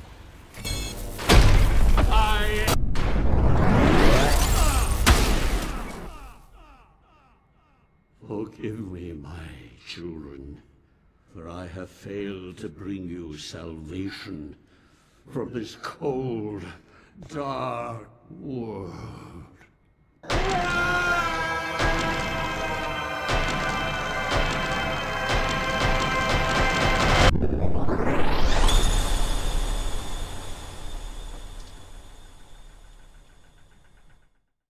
In the ULTRAKILL universe, there is only one enemy type that is native to the layers of hell and serves as the Guardians. That group of enemies are known as demons. Demons emerge through their infusion of hell mass into a shell, giving rise to large structures that are sometimes humanoid-like. Their distinctive features include a stone-like exterior, and thanks to the Hideous Mass, a blood-red interior. While demons are acknowledged for their heightened intelligence when compared to Husk, they remain limited in rational thought and communication. As of right now in the ULTRAKILL universe, there are 3 different categories of demons: lesser demons, greater demons, and supreme demons. Demons are known for being sturdy, slow-moving, and are commonly first introduced as bosses. A noticeable trend among demons is that the greater in size they are, and the more hell mass they have acquired, the more power they will possess. The demons native to hell have mastered the usage of hell energy, and because of this, they have acquired some of the most powerful and unique abilities in the entire game. In this video, we will discuss every type of demon in the ULTRAKILL universe so far, and the lore that is hidden behind them. Let us first begin with the Malicious Face. The Malicious Face is a giant stone-like head that appears to be sculpted to have a face and engravings on the top reminiscent of a brain. They give the illusion of floating in the air, but upon closer examination, they are revealed to be supported by 4 translucent spider-like limbs. These peculiar limbs allow them to maintain their eerie levitation. However, upon their demise, these spider-like appendages vanish, causing the massive head to plummet to the ground, resulting in a shockwave felt by all. The unique design and mechanics of Malicious Faces make them intriguing and formidable adversaries within the ULTRAKILL universe. Close quarters combat with a Malicious Face is not to be taken lightly, because as stated before, the demons in ULTRAKILL have mastered the usage of hell energy. And although the Malicious Face may be the least intelligent of all the demons, it is far from weak. The Malicious Face possesses the ability to launch bursts of hell orbs, and can launch a charged laser blast that detonates upon impact. Malicious Faces have a very sturdy exterior, allowing them to be invulnerable to explosives. But once enough damage has been inflicted, cracks on the surface begin to be visible. This is when the Malicious Face will enrage. In the blink of an eye, the exterior shell changes to a red hue, and the eyes will emit a yellow piercing glow. In this state, the Malicious Face will aggressively attack their opponent. Of all the demons in the ULTRAKILL universe, Malicious Faces are by far the most common, and incredibly dangerous, especially in groups. Although Malicious Faces are one of the most common demons in all of ULTRAKILL, they are one of the most memorable of the lesser demons. The next demon we will discuss are another fairly common demon, and are one of the only demons we see in an inactive state. Cerberus are the formidable guardians of hell, loom as colossal, featureless humanoids, draped in stone as their skin, clasping a yellow-orange energy orb that curiously takes the form of an apple. They possess the ability to hurl it at their adversaries with deadly precision. Among their solemn duties is safeguarding the very door that bears the renowned quote from Dante's Inferno: "Abandon hope, all ye who enter here." Despite their imposing presence, the majority of Cerberus spend their days in complete dormancy, resembling little more than lifeless statues. In this dormant state, the Cerberus remains anchored to its pedestal, seemingly immersed in contemplation of its enigmatic energy orb. However, when roused to action, they unleash their mighty powers, proving to be fearless foes that demand both caution and skill from those daring enough to confront them. Similarly to Malicious Faces, Cerberus are very strong in groups. But unlike Malicious Faces, Cerberus will not enrage when their hard exterior is cracked. Instead, they showcase their protective tendencies by only enraging whenever a comrade has fallen, whenever a fellow Cerberus has crumbled by the hand of an intruder in hell. In this state, they become extremely violent, move much faster, and will attack much faster. Cerberus showcase their power by always keeping an energy orb in a stable state within their palm. This feat requires a considerable amount of focus and effort. It is speculated that they do this to showcase their power and scare off potential intruders into hell. The Cerberus of hell lay in wait, pondering their apple. Final lesser demon in the ULTRAKILL universe is the only demon that is sometimes mistaken to be from a heavenly origin, and is also the only demon that is known to be modified by an external source. Idols take the form of statues depicting a robed figure cradling a child. These statues feature a captivating radiant blue light that engulfs their heads, causing a heavenly aura to their presence. Concealed beneath the floor, these idols possess a substantial spiral base that remains hidden until they are activated. Once awoken, these enigmatic idols come to life, spinning gracefully and illuminating a divine light upon the blessed enemy. Their mystical power serves as both a blessing and a curse, bestowing favor upon their chosen recipient while simultaneously posing a significant threat to those who stand in their way. The idol's mesmerizing design and potent abilities make them a captivating and challenging aspect of the ULTRAKILL experience, adding depth and intrigue to the world in which they reside. Encounters with awakened statues must be taken cautiously. Although idols are easily mistaken for divine beings, they're actually created using the same process as other demons. However, due to the limited space within their small shells, they cannot contain a significant amount of hell mass, unable to move or act. Originally, these idols didn't possess a divine appearance. Rather, they were meticulously carved into their present shape by ferrymen during their travels across the layers of hell. This act of compassion and tribute to angels, especially Gabriel, was believed to have earned them mercy. During the painstaking carving process, the idols were in close proximity to the ferryman's holy cloth, causing its sacred power to infuse into them. This bestowed upon them the ability to continue the chain of compassion by protecting others from physical harm.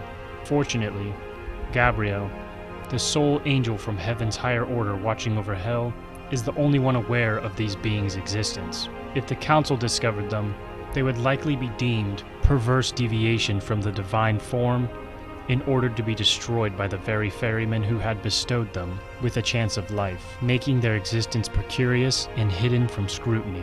The intelligence of an idol is unknown, however they do have a hierarchy when it comes to prioritizing who they bless, hinting at some form of critical thinking. The next demon we will discuss is an extraordinary rarity, born from an overflow of hell mass poured into a single shell, causing it to burst at the seams and resulting in a massive entity. That entity is the Hideous Mass. The broken seams of the Hideous Mass grants them remarkable mobility without requiring any bending of their stone-like exteriors. This mobility, combined with the relentless infusion of Hell Mass, has resulted in a level of hardening unmatched by most demons. This extreme hardening makes the Hideous Mass virtually invulnerable to all known forms of attack, leaving the only spots where it can be injured is where the Hell Mass is visible. The Hideous Mass has a strong resemblance of a scorpion, dominantly composed of featureless meat. Concealed by protective armor, face-shaped armor protects its front, and mouths appear to be at the end of its arms. Surprisingly, an actual head with 4 fangs emerges from atop its body. It possesses 6 long legs. The creature wields a long, lobster-like tail that can launch harpoons at its foes. Engraved on the forearms of the Hideous Mass depicts the famous painting by Michelangelo of Adam and God about to touch fingertips. On the left side is Adam laying on the ground, while God on the right comes from the heavens surrounded by angels. Its tactics are dynamic, shifting between an upright stance and a prone form. If a Hideous Mass endures significant damage, it will enrage. It will choose to focus killing its enemy rather than protecting itself, by flipping onto its back and attacking vigorously, while simultaneously exposing weak points, leaving itself vulnerable. The emergence of these near indestructible creatures poses a significant challenge to those who encounter them, demanding innovative tactics and newfound strength to stand a chance against these formidable foes. Their scarcity and impervious nature make them a legendary and fearsome sight within the dark corners of the ULTRAKILL universe. As of right now, the Hideous Mass is the only greater demon in the ULTRAKILL universe, and is an awe-inspiring adversary within it. The next demon we discuss is the only supreme demon so far in the ULTRAKILL universe, is responsible for the destruction of a ferryman's ship, roams the ocean of Styx, and is comprised of a unique type of Hell Mass. This colossal demon is the Leviathan.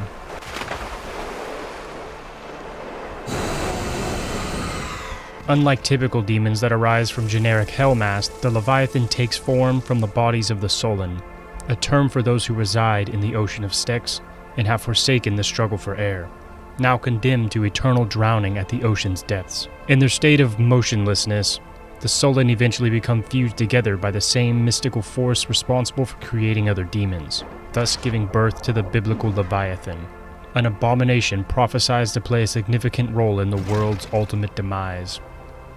Within the Leviathan's heart, the souls of the Sullen are comprised, enduring ceaseless torment as their flesh, veins, and nerves writhe and mutate.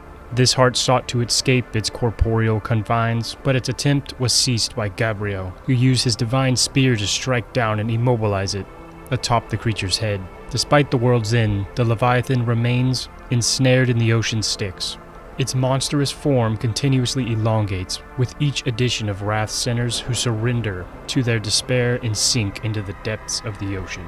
Similarly to the Hideous Mass, the Leviathan manifests numerous sculptured faces and bodies, though taking the form of a colossal sea serpent. Its head presents an unusual humanoid protrusion with 4 arms atop its jaw, while its back is adorned with arms instead of the typical spine.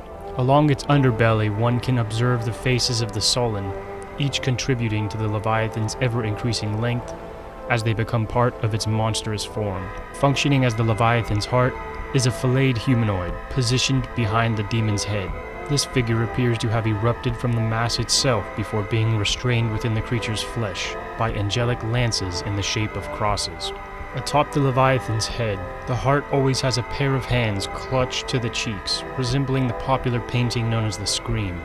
Interestingly enough, the heart can also be heard endlessly screaming if you stand close enough to it, bolstering the reference. The Leviathan has the capability to launch an absurd amount of hell orbs at its adversary, showcasing the immense power it has developed from the sea of the Sullen.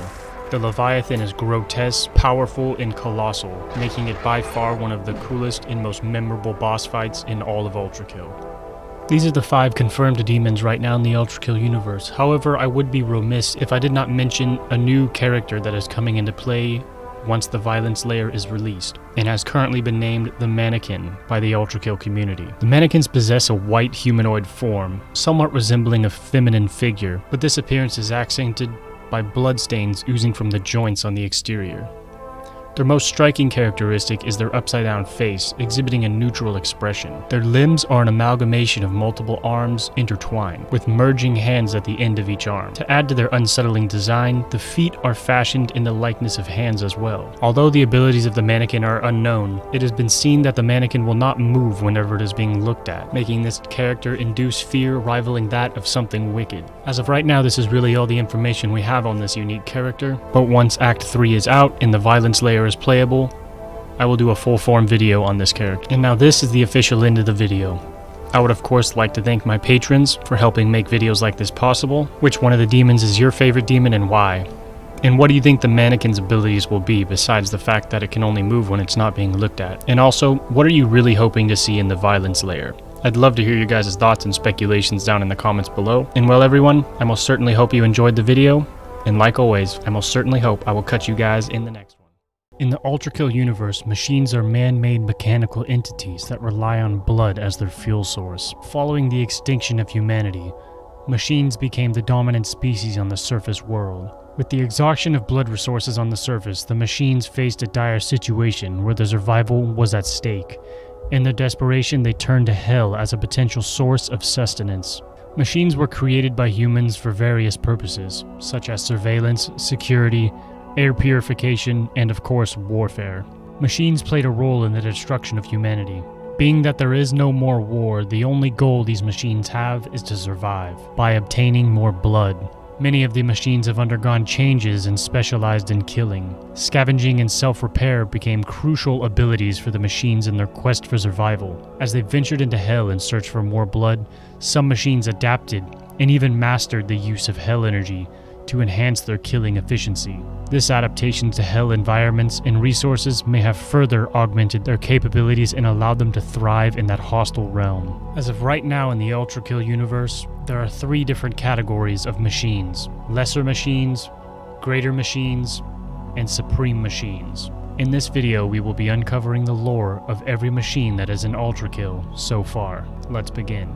Drones are a small purple machine with a single pink eye and lines on the side that emit a glowing radiance from between their metal plating and emit a chirping noise similar to birds. Drones are a mass-produced security device designed to serve dual purposes as surveillance camera and a security guard. Originally conceived to operate exclusively with non-lethal ammunition, these devices have undergone modifications by incorporating salvaged components from decommissioned surface machines. This upgrade enhances their efficiency in blood collection. Intrinsically driven by curiosity, these devices exhibit a limited level of intelligence. This intentional design choice ensures that production costs remained at a minimum, while still enabling them to perform their designated task effectively. Drones may be the least intelligent of all the machines, but if they are ignored, they can inflict significant damage. The chirping sounds made by the drone is by the scanning mechanism they use to search their surroundings. Let us now shift our focus from the air to the ground, because similarly to the drone, if this next adversary is ignored, they can also inflict significant damage, and are known for their relentless pursuit. The street cleaners are humanoid robots designed for urban sanitation, and possess a striking visual appearance. With their dark-colored frames primarily in shades of black and brown, their elongated angular heads catch the eye. On each side of their head, 2 narrow slits are positioned, which likely serve as visual sensors. Their chests are hazard shapes, indicating their role in maintaining safety. Red markings on their upper arms further distinguish their purpose and add to their distinctive aesthetic. The lower part of their legs is covered in a black cloth, with splits down the middle, providing flexibility and protection during their cleaning operations. Equipped with a flamethrower as a standard feature, street cleaners carry a red and yellow gas tank on their backs to fuel their powerful tool. When operational, they emit a distinct sound similar to labored breathing, reminiscent of air passing through a gas mask. Street cleaners were initially conceived as a solution to cleanse the polluted urban air in the aftermath of the climate catastrophe. Street cleaners found themselves rendered obsolete during the era of New Peace. However, their capabilities were repurposed, transforming them into an exploratory unit for hazardous hell expeditions. Despite their shift in function, the inherent drive within street cleaners to clean and purify persisted. In the wake of humanity's downfall, they adopted a new approach to fulfill their innate purpose. Now these resilient machines scorch anything they deem as impure. Due to their combat experience, they've developed the ability to dodge projectiles, making them efficient at getting up close and personal with their opposition and purifying them. Drones and street cleaners were initially created to aid in times of war, but once the war concluded and the new peace era begun, they were repurposed to be scouts for Hell expeditions. Drones and street cleaners so far comprise all of the lesser machines in ULTRAKILL so far. The next machine we will discuss is a very unique machine with the most advanced visual processing unit and some of the most sought-after parts by scrappers in the ULTRAKILL universe. That machine is the Sentry. The Sentries are robotic entities that resemble humans but lack the upper body. Their body is covered in a green plating, while their knee joints and feet exhibit a metallic gray color. Instead of conventional upper body, they feature a sniper rifle barrel as their primary structure. Protruding from the back of the barrel is an antenna, possibly used for communication purposes. Positioned to the right of the barrel is a small camera with a pink lens, likely serving as the Sentry's visual sensor. Additionally, a compact ammunition box is attached to the back of the Sentry's hip, ensuring a convenient supply of bullets for the sniper rifle. These machines were initially deemed purposeless during the new peace era due to their specialized design. However, their true potential was unleashed with the onset of the Hell expeditions. The Sentries possessed remarkable powerful legs, enabling them to dig deep into the ground. This feature grants them immobility and allows for uninterrupted aiming and shooting capabilities. Despite their imposing size, these machines were constructed to be exceptionally lightweight. Combined with the strength of their legs, they exhibit remarkable speed and agility. This unique combination of power and lightness has made their legs highly coveted among scrapheads, those who scavenge for machine parts. While many machines rely on simplified visual representations for faster processing, the Sentries are an exception. They utilize full renders of their surroundings, granting them unparalleled accuracy even over vast distances. This attention to detail sets them apart and ensures their precision in targeting enemies and objects, making them one of the most lethal machines of all from any range. The next machine we'll be looking at is a scrapper, one that frequently looks for parts to upgrade itself and increase its combat effectiveness. That machine is known as the Sword Machine. The Sword Machine is an imposing humanoid machine characterized by its tall, rectangular head. The machine's armor is coated in a yellow hue, accommodated by black joints, giving it a sleek appearance. The armor bears visible signs of damage and scorch marks, likely the result of the fierce battles fought against the hordes of Hell. Located atop its head, the Sword Machine features mismatched eyes, positioned for an eerie effect. These eyes emit a glowing blue light, adding to its menacing presence. In its lower right arm, the Sword Machine wields a shotgun, despite possessing a handle and trigger as part of its design. The shotgun's inclusion in its armory indicates the machine's versatility in combat. Grasped firmly in the left hand, the Sword Machine brandishes a large sword that emits a constant motorized revving sound. As this formidable weapon is swung, it emanates an intense orange glow, leaving behind a lingering yellow trail of light. This dynamic visual effect adds to the machine's intimidating aura and highlights its prowess in close quarters combat. Overall, the Sword Machine's distinctive appearance, from its damaged armor to its glowing eyes and arsenal of weapons, reinforces its role as a formidable force on the battlefield. After years of scavenging scraps and constant self-reconstruction, the Sword Machine has transformed beyond recognition from its original form.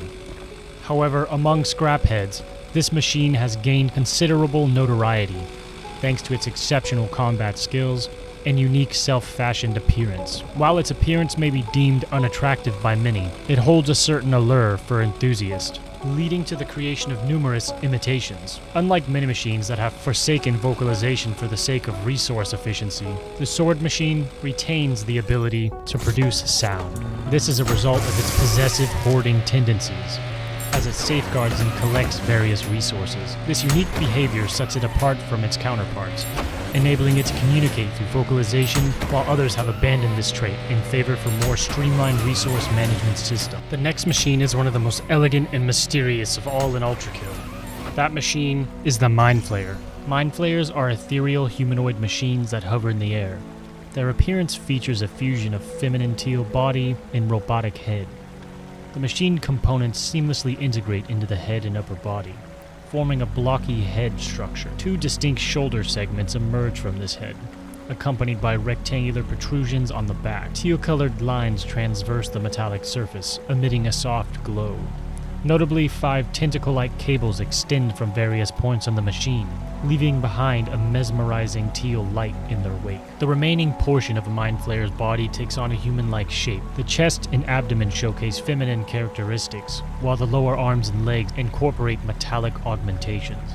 The entire body emanates a subtle yet enchanting aura, further adding to the machine's otherworldly presence. The Mindflare is an exceptionally rare and precarious machine that has achieved a remarkable fusion of hell energy and its own technological prowess. Remarkably, the machine itself comprises only of the upper portion of its apparent body, while the remaining structure is a human-shaped plastic shell, seemingly crafted by the Mindflares themselves. The plastic body, devoid of any functional purpose, serves purely as an aesthetic feature. Despite this extravagant allocation of resources, the Mindflares demonstrate an unwavering commitment to safeguarding the plastic body from harm, even at the cost of self-destruction. While the Mindflares predominantly adopt a female form, it is worth noting that occasional instances of male forms have been documented, although extremely rare. Being the fact that Mindflares are first encountered in the Lust Layer, they are seen as ULTRAKILL's succubus-like enemy, being sexualized feminine characters. The final 2 machines we will be discussing in this video are the only 2 supreme machines known in the ULTRAKILL universe and are both of the V series. The first one we will discuss is V2.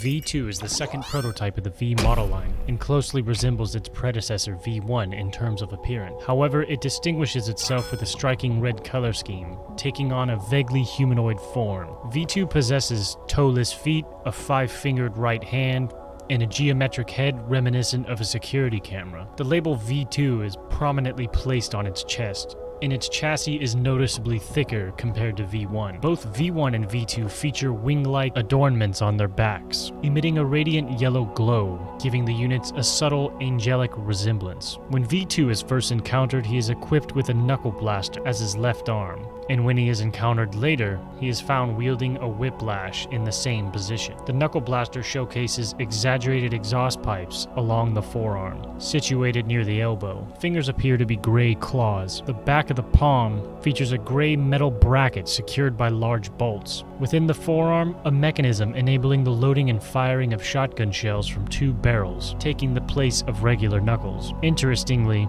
the plating of the knuckle blaster displays a slightly different shade of red compared to the rest of V2's chassis, indicating that it might have been a result of V2's self-modification. In contrast, the whiplash exhibits a sleek and more humanoid shape, painted in green. It incorporates an internal mechanism capable of launching a grappling hook from its palm. The plating of the whiplash appears to have been salvaged from a Sentry unit, while the cable seems to have been derived from a Hideous Mass tail harpoon. V2 was originally developed as an attempt to recover the cost incurred during the development of V1, as the establishment of the new piece significantly reduced the demand for war machines. With this in mind, V2 was marketed and designed for peacetime applications, primarily focusing on security purposes. As a result, it opted for durable, standardized plating instead of blood-absorptive armor. However, due to its complexity and high cost, bulk purchases of simpler, specialized machines like drones became more preferable options over acquiring a single V2. Consequently, the revised model failed to gain popularity,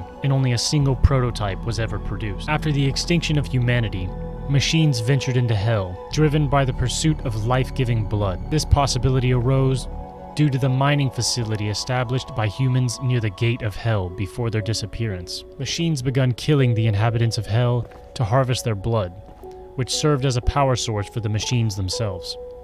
Over time, this relentless bloodlust led to the complete depopulation of hell. Among these machines, few reigned supreme, capable of obliterating entire segments of hell single-handedly. However, this bloodthirsty competition ultimately led to conflicts among the supreme machines as they vied to reduce competition and secure more blood for themselves. V2 was of course one of these powerful machines. In an attempt to ambush V1 and eliminate its rival, V2 sought to intercept it near an exit from the Limbo Layer. However, V2 proved to be unable to keep up with V1's speed and strength, resulting in its defeat and loss of its left arm during the encounter. Driven by a sense of disdain, V2 dedicated itself to confronting V1 once more, considering it the final showdown between the two models. Along the way, V2 scavenged parts from other machines and assembled the Whiplash, a mobility tool that could aid in catching up to its adversary. Eventually, V2 and V1 reunited in the Greed Lair, engaging in another intense battle in an attempt to escape. V2 found itself pursued by V1 as the two machines fought, sliding down the side of a massive pyramid. Ultimately, V1 emerged victorious, leaving behind only a pool of blood that was once V2, with the Whiplash being the sole remnant of its existence for its predecessor. That predecessor is V1, the first robot in the V-Series and the only robot in the V-Series to feature blood-absorptive armor.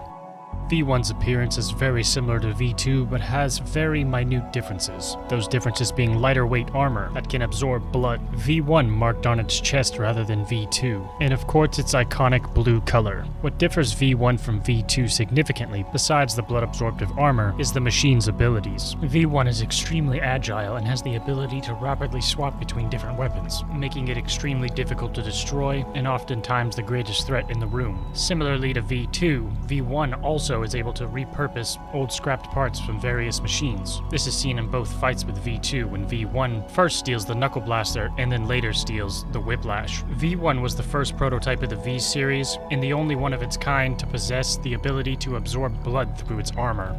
Because of this absorptive armor, the V1 production was very expensive and time-consuming. During the creation of V1, the new peace era begun, making the necessity for new V1 machines non-existent.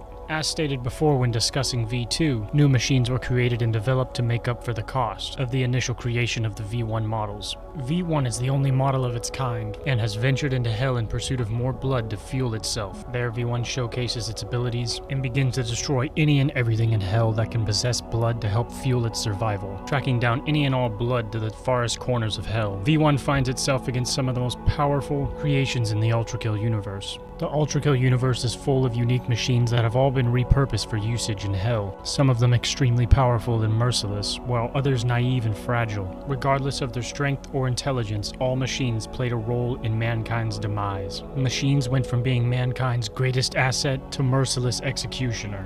If the machines are not stopped, there will soon be no more blood to collect, and the planet will be left with no life, organic or artificial.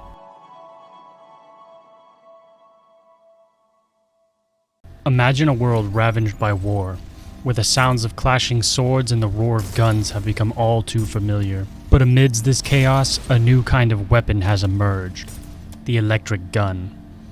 Born during the final days of war, this cutting-edge technology uses electric pulses to propel microscopic metal pieces at incredible speeds, making it a formidable weapon for mid to long-distance combat. It didn't take long for electric guns to become the weapon of choice, replacing traditional bullets. But what makes this gun truly remarkable is its reliability. All it takes is a simple scrap of flakes from scrap metal or the gun's surface, and the weapon is ready to fire again. The rough, uneven surface left behind by scraping is a badge of honor for experienced wielders, proving that they are truly a veteran of war. The revolver-style design includes a multi-battery cylinder that rotates after each shot, ensuring the weapon's battery has time to recharge without slowing down the rate of fire. But for those who seek even greater power, a common modification allows for all batteries to be charged simultaneously, though at the cost of a longer charge time. Some machines have become so skilled at using this weapon, they have become bored just directly shooting their opposition, so they demonstrate their skill by flicking coins into the air and reflecting the metal flakes off of them to kill their opponent. Or rather than reflect off coins, reflect off surfaces in their environment. The most skilled of machines have found ways to synergize these two actions together. Those machines are truly formidable.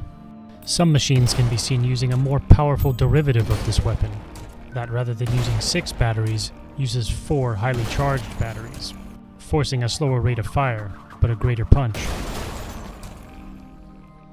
In this new age of warfare, the electric gun reigns supreme, ushering in a new era of combat technology, and for those who hold it, it means the difference between life and death. This electric gun is the first weapon V1 encounters on his journey into hell, and has become his most trusted sidearm.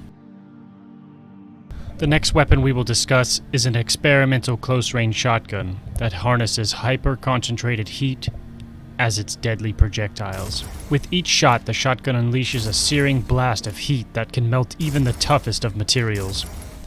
But such intense power comes with a price. The heat-generating cores must fin access heat after every shot, lest they melt or explode. This process is mostly automated, only requiring the flick of a wrist. In the event of core failure, the shotgun pump doubles as a manual heat-building mechanism, thanks to a small button near the grip. But this ease of use has its downsides.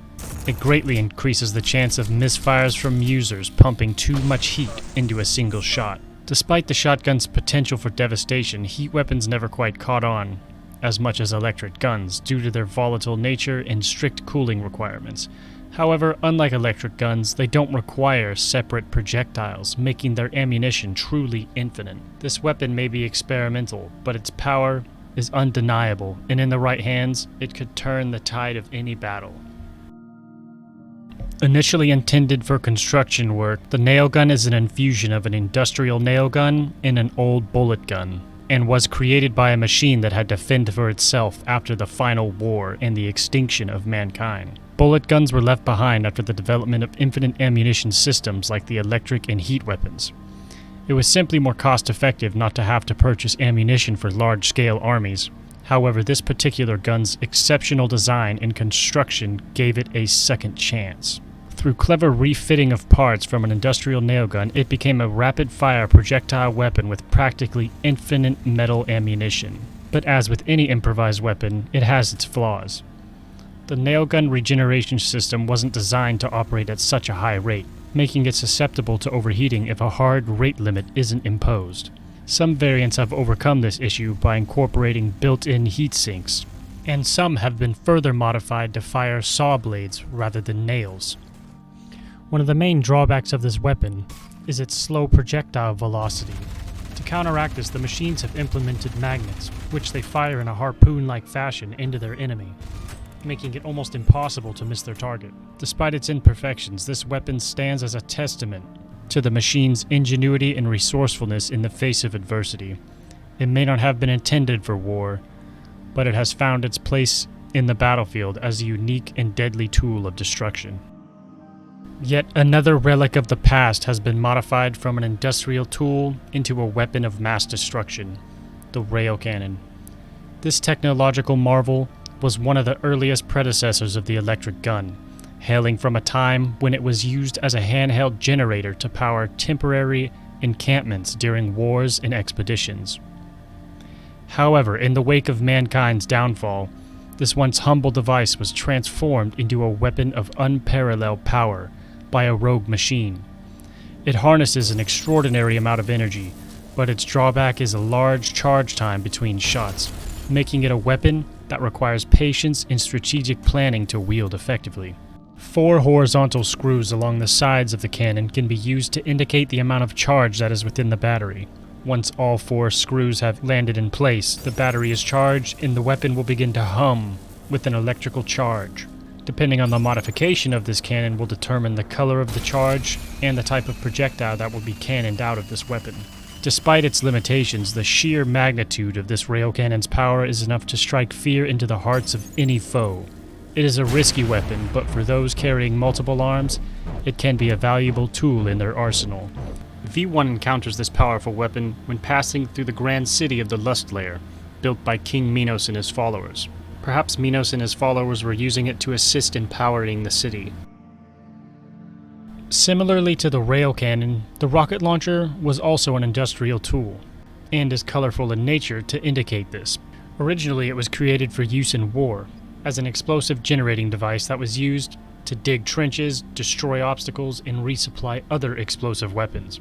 However, this tool was so effective at generating explosives that many tried to implement it into a weapon system itself. But the early models of this weapon had many faulty triggering systems, causing accidental chemical reactions and resulting in early detonation, killing the user. Through trial and error, it was discovered by the machines that the process would need to be split into 2 different parts: the generating device and the separate rocket launcher device itself. The generator builds the rockets, and the rocket launcher, of course, fires the projectile and applies the triggering mechanism. The machines turned these two different mechanisms into one weapon, so it could be used by a single user, because they believed sharing blood with one another was simply a waste.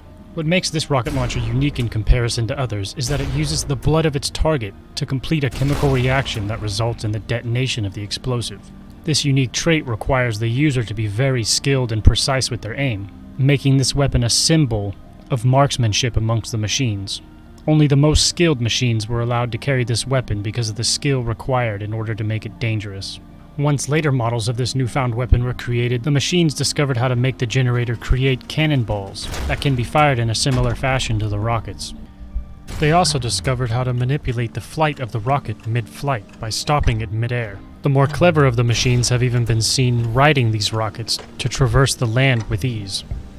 To conclude this video, all the weapons in ULTRAKILL are a vital instrument in the chaotic dance of battle, and when put in the right hands, can create a beautiful symphony of destruction that is both awe-inspiring and terrifying.